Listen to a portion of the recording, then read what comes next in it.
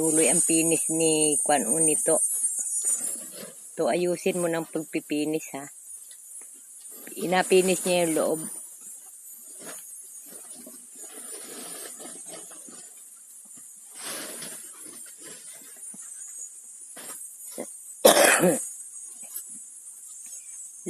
Loob at labas ay apinisin. Pero may tao din siyang katabi, parang inaantok na.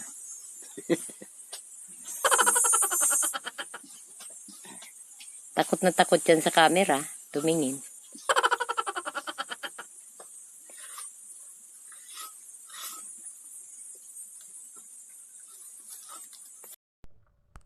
At ito na nga mga kananay, hindi talaga tinitigilan hanggang hindi matatapos itong ramp pump na ito.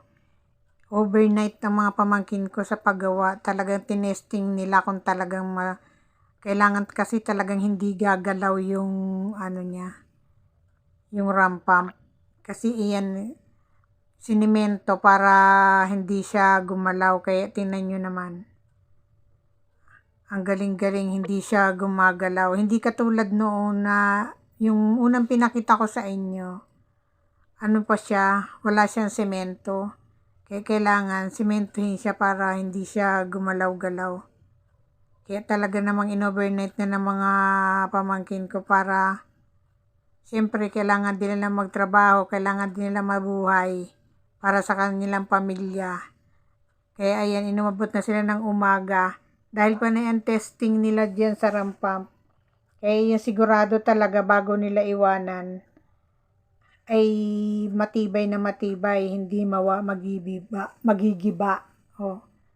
Kaya ayan, pa na yung testing. Nilagyan nila ng semento yan para hindi siya gumalaw. Diba pag may semento na kasi, ayan, hindi na siya gigiba. Hindi man katulad nung nakaraan na ano siya, gumagalaw-galaw. Kaya ang dami pang proseso mga kananay, kaya abangan nyo yung pagdaloy ng tubig dun sa kubo. Update ko kayo mga kananay. Malalaman pati natin yung nibilyan mamaya. Ayan na. Sa tubig.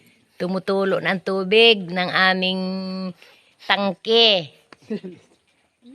Ayun. Diyan ako lang. Oh, ayan oh. Oh. Ayun. Yun, dun sa tabi na yun, dun pinatulo kasi ay bago pang pinis. Yan, nakikita na niya. Ito ang tangke. Ito mukha mong gumawa. Ito ang gumawa si alias Bago. Ayan ang gumawa, si To. Yan. Siya nagpinis. Alias kumute. Yan. Talbog na naman. Oh. Tutas na. Hindi. Yan na ang aming tangke. Ayan na, may tubig na siya.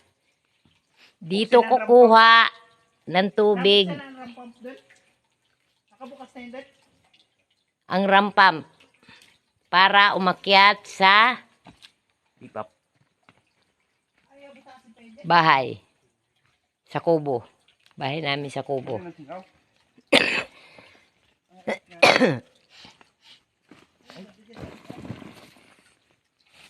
Yan ang problema mo dyan.